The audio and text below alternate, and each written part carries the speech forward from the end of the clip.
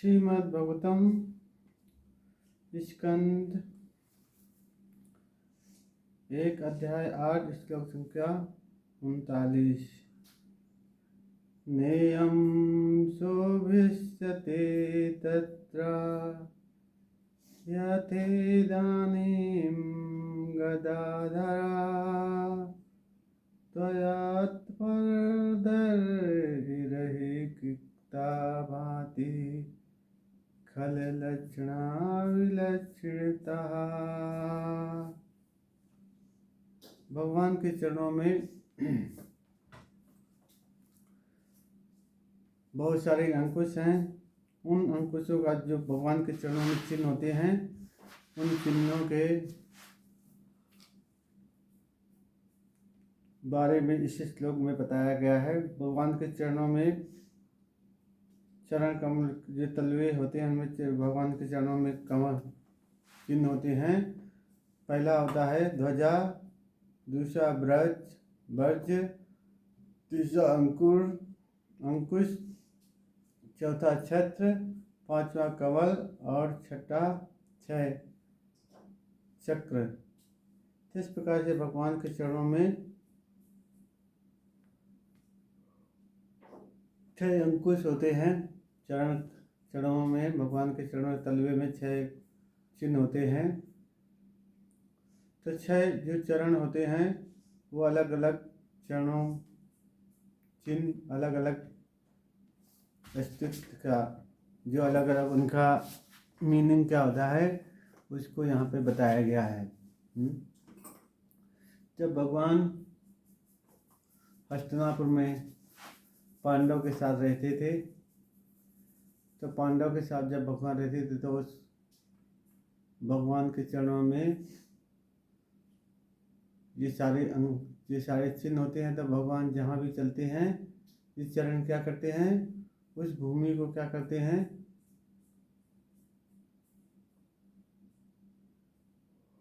उस भूमि को मुलायम बना देते हैं। जब वो भूमि मुलायम हो जाती है तब क्या होता है, वहाँ पे सब कुछ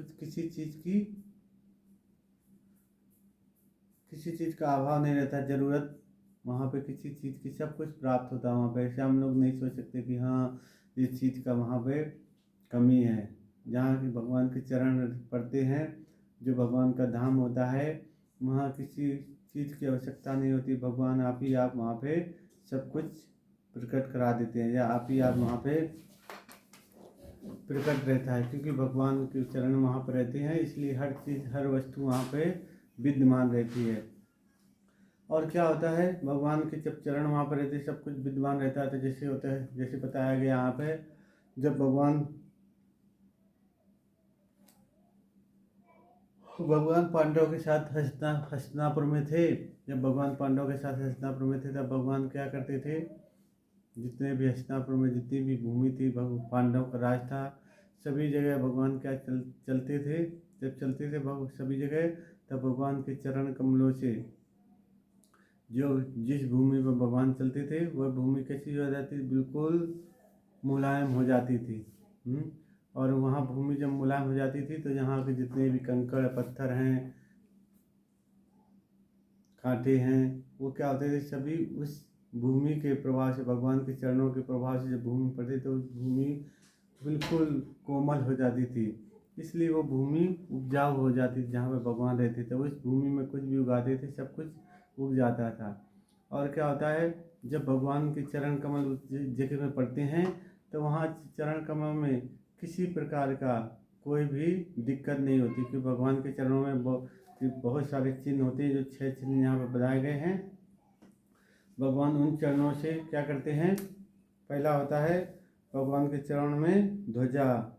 आपने देखा महाभारत ध्वजा का मतलब झंडा जो होता है, झंडे में जो ध्वजा होती है वो ध्वजा विजय का सूचक होता है। जैसे हनुमान के अर्जुन के रथ पे हनुमान जी की ध्वजा थी, हनुमान जी उस ध्वजा में बैठे हुए थे। इसलिए हनुमान जी की कृपा से, भगवान की आशीर्वाद से अर्जुन क्या किए हैं, विजय हुए। तो इसलिए ध्वजा पे हनुमान जी बैठते हैं। और जहाँ भी हम लोग जितनी भी दूर से कहीं भी सुदर्शन चक्र देते हैं या भगवान का झंडा देखते हैं तो वहाँ से हम लोग अगर प्रणाम करेंगे तो वो झंडे को देख के और सुदर्शन चक्र को देख के क्या होता है, भगवान को प्रणाम स्वीकार हो जाता है। हम लोग कितने भी दूर से अगर भगवान का सुदर्शन चक्र या भगवान के मंदिर का झंडा देखते हैं तब भगवान को हम वहीं से प्रणाम करेंगे, तब भगवान को हमारा प्रणाम वहीं से पहुंच जाता है। और आगे क्या कहा गया, ब्रज, जो वज्र होता है इंद्र के हाथ में रहता है, तो वो वज्र जो होता है इंद्र के हाथ में रहता है, तब वज्र इंद्र क्या करता है, उसको प्रलय के समय में या किसी समय में जब ये आवश्यकता होती है उसको यूज करता है, प्रहार करता है, चलाता है। तो क्या होता है, वो उससे क्या होता है, सभी कुछ जो भी वस्तुएं नष्ट करने के लिए होती हैं, किसी से युद्ध करना है या कुछ करना है तो उस ब्रज को यूज करने से वो सारी वस्तुएं क्या होती हैं, युद्ध भूमि में अगर वो ब्रज चलाएंगे तो वो व्यक्ति क्या होगा, शरीर छोड़ देगा। तो इंद्र के हाथ में वज्र रहता है, तो भगवान के चरणों में, इंद्र के हाथ में वज्र रहता है लेकिन भगवान के वो चरणों में वज्र का निशान रहता है। और क्या होता है, अंकुश, अंकुश अंकुश किस लिए होता है, अंकुश इसलिए होता है, हाथी को त्रिशूल के समान एक अंकुश होता है, त्रिशूल के जैसे होता है, त्रिशूल के समान नहीं है, अंकुश होता है जो हाथी को जब महावर पकड़ता है, हाथी को कंट्रोल में करता है, बस में करने के लिए अंकुश रखता है। वो क्या करता है, अंकुर हाथी के जिस सर है वहाँ पे थोड़ा सा छुआ देता है तो हाथी महावर को, जो हाथी का देख रेख करने वाला, उसके बस में रहता है। तो अंकुश भगवान के चरण में रहता है।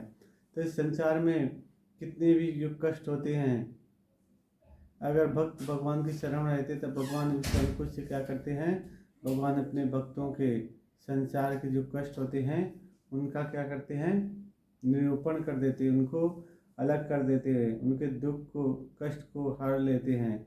इसलिए भगवान के चरणों में ये अंकुश ब्रजमान है।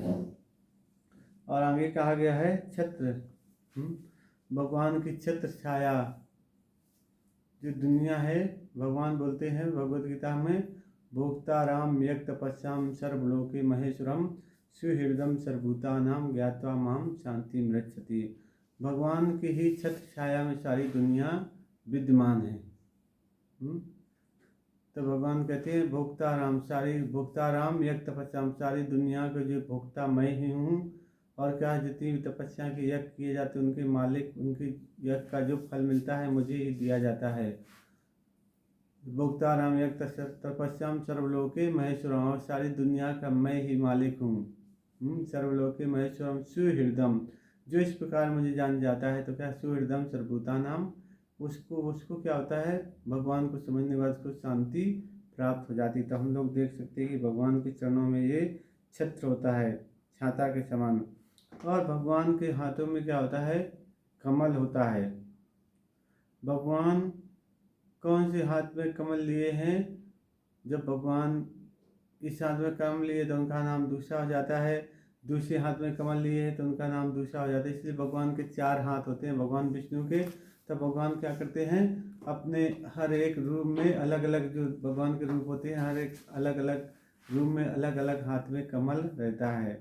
कमल कैसा होता है, कमल के ऊपर में भगवान ब्रह्मा जी का जन्म होता है। और कमल के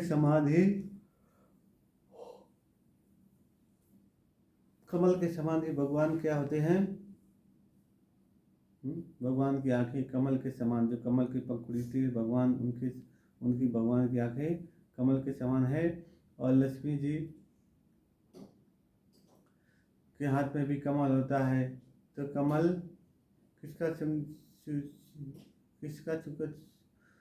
कमल सूचक करता है सुंदरता का और संपत्ति का।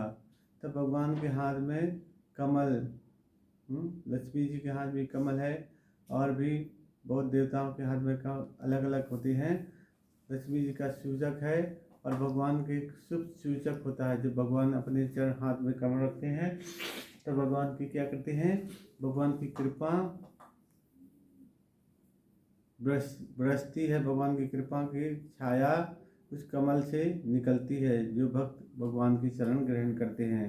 और अंत में आता है, क्या होता है कमल के बाद में,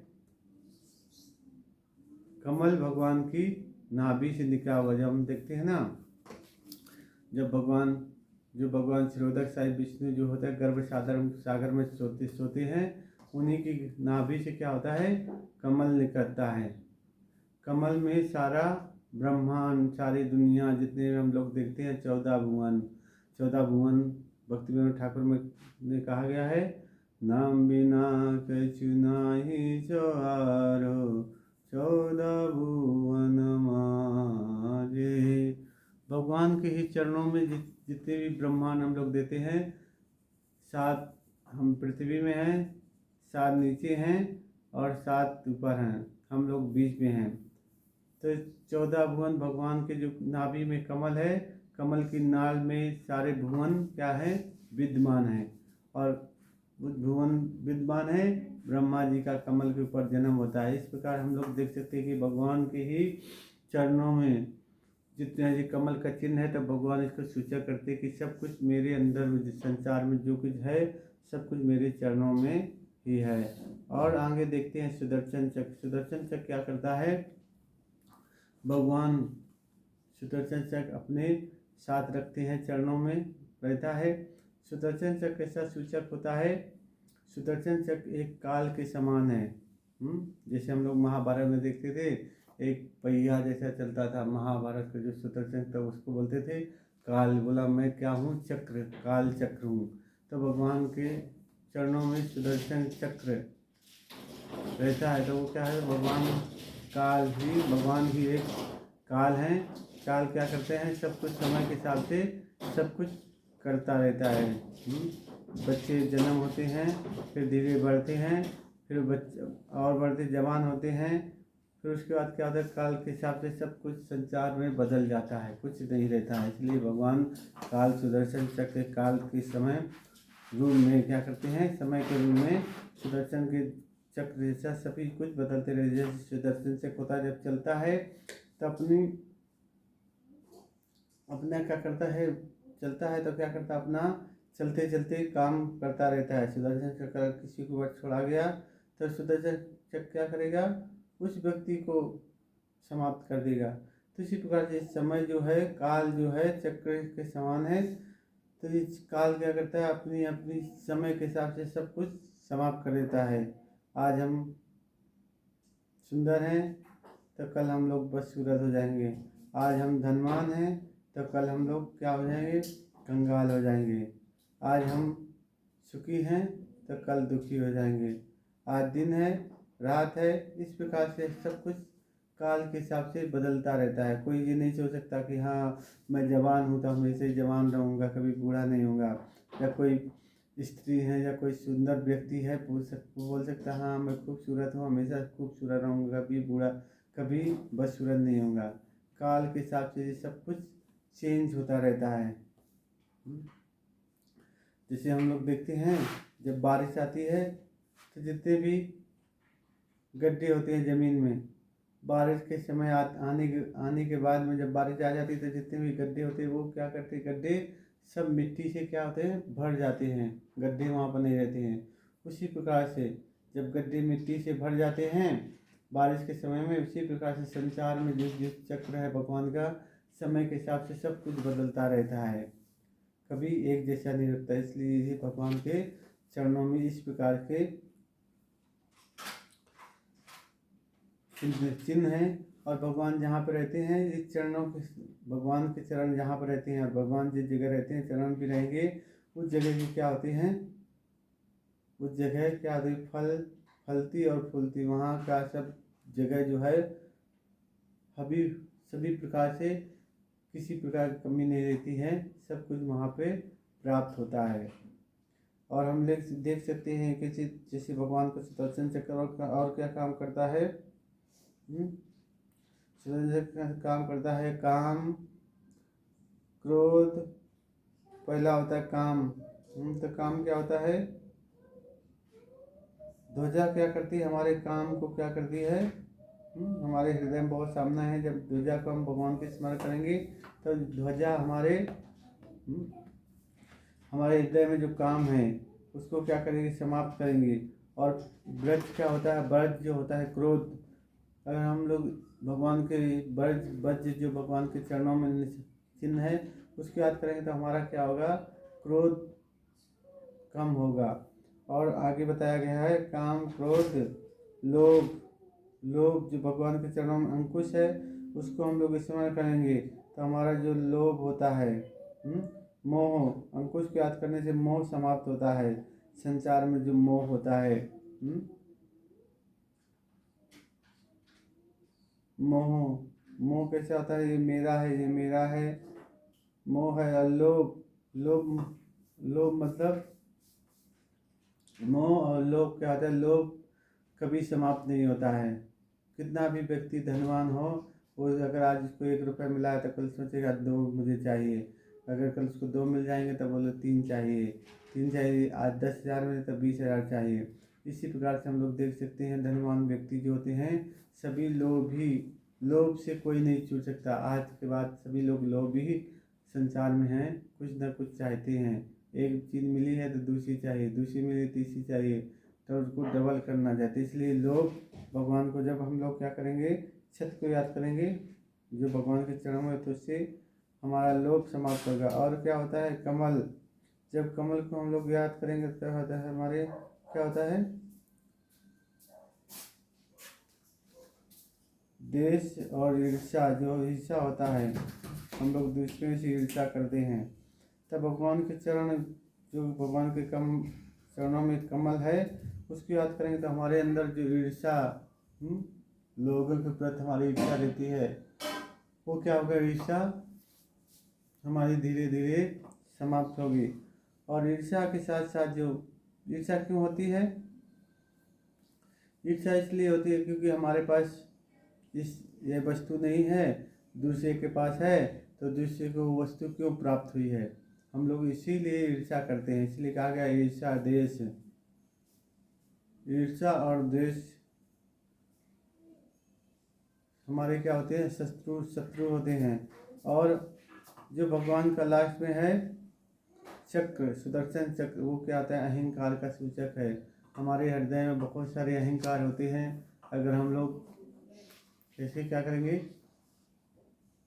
खूबसूरत होंगे तो अहंकार हो जाएगा, हमारे पास ज़्यादा धन होगा तो अहंकार हो जाएगा, हम ज़्यादा बुद्धिमान हैं, बहुत पढ़े लिखे हैं तो अहंकार हो जाएगा, हमारे पास बहुत सारा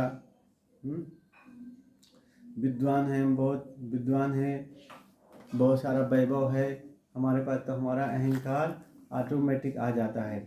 तो इन सब विचारों के लिए क्या करना है, इन सब को अगर हमारे काम, क्रोध, लोभ, मोह, मत मत्सर जो अगर हमारे पास नहीं है तो हमको क्या करना चाहिए, भगवान को अपने जीवन में क्या करना है, भगवान को अपने जीवन में जोड़ना है।